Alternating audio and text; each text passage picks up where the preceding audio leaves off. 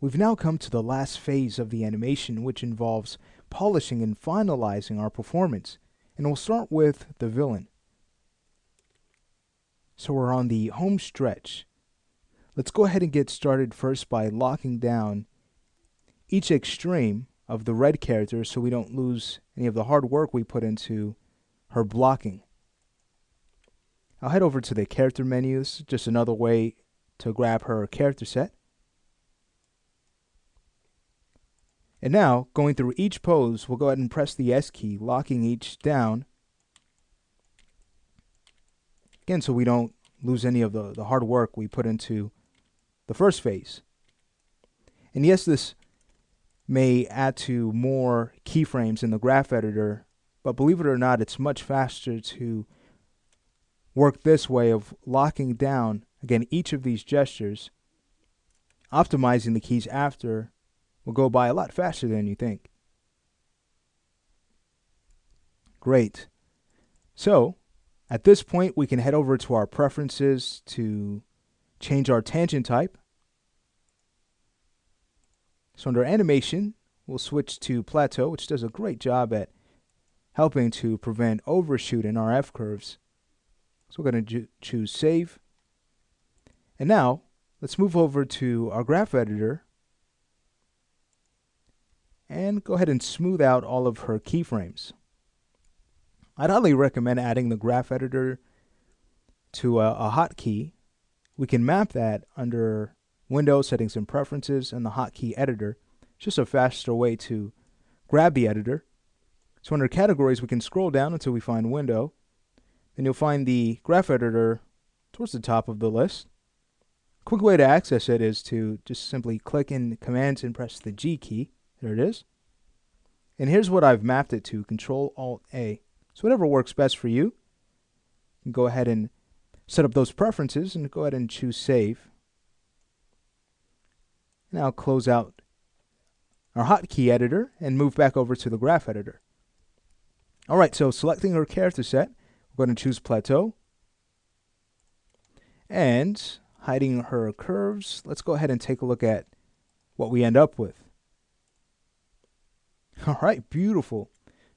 Though our twist is a little bit wobbly, which we should expect because this is a very complex action, still, it will not take much effort to clean this up. Let me go ahead and show you a really neat tool in Maya to get us most of the way there. So bringing back her controls, we'll grab her center of gravity, the control with the twist problem. And now it's just a matter of going back to our graph editor.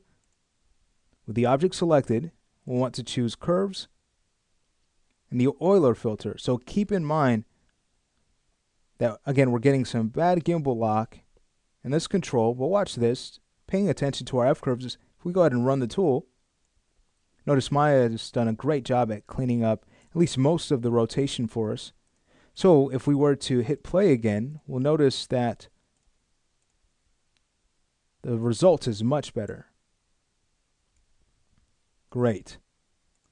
Now, there might be a few poses to still clean up. We might have to animate frame by frame, which is not bad at all. We don't want Maya to control the animation. Instead, we want full control over what happens in the character's actions. So, again, there might be a little bit to clean up, but we'll get that done in no time. We should really be happy with what we have here. Alright, so let's say we go ahead and get to work polishing her performance. We'll start at the beginning and just work our way section by section so this isn't overwhelming. Let's go ahead and turn off her character set now, since we're ready to polish and offset our keyframes.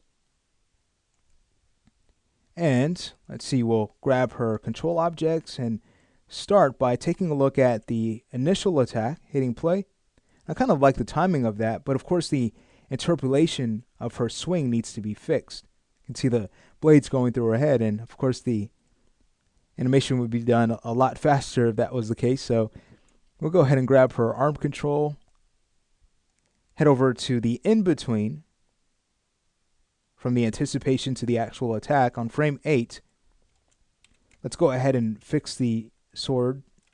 Go ahead and rotate it up and really make this threatening, and also think about the timing we would need in order for this to be, again, a very intense attack, a very threatening attack. So I'd probably want to rotate the blade back a bit more on frame 8, bring the arm forward. I've also brought the elbow in.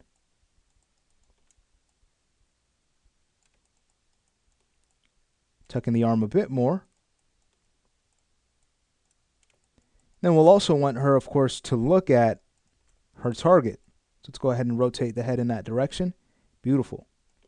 Looking at the blade here, it almost looks like we can angle it up a bit more in the X.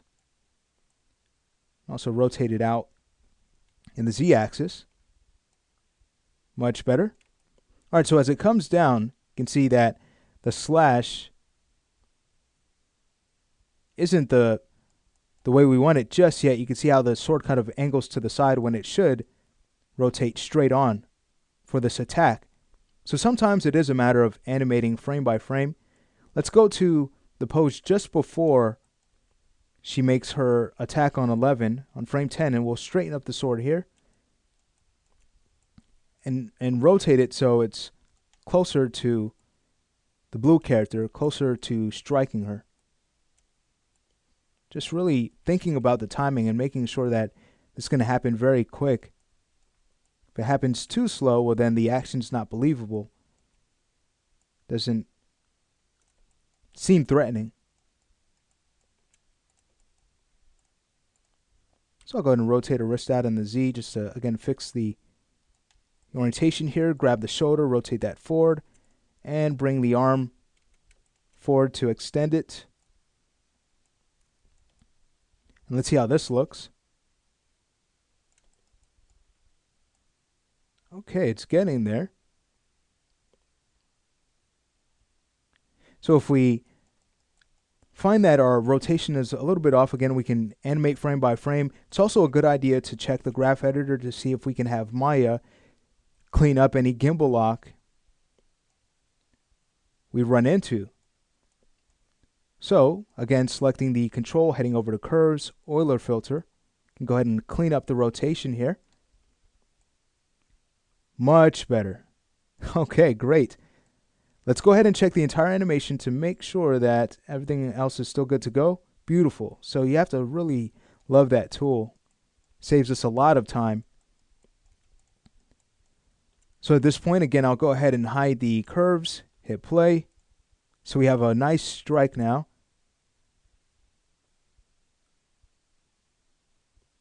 Looks very intense, which is exciting. Let's go ahead and check this out in all angles. So there's more of a front view, very nice. How about a top view? Beautiful. Okay. If anything, I'd say on frame 10, you can see how the sword is kind of angled out here, but on frame 11, kind of moves in. So to fix this, we just want the blade of the red character to move closer to the blue character to fix the interpolation here. Much better. All right, great. So there's the beginning of the animation. Looks very nice. So what we need to now do is continue to work on this section. We have the feet to clean up and the follow through after the attack. So let's say we go ahead and move on to the next lesson and start to finalize the first section of the villain's performance.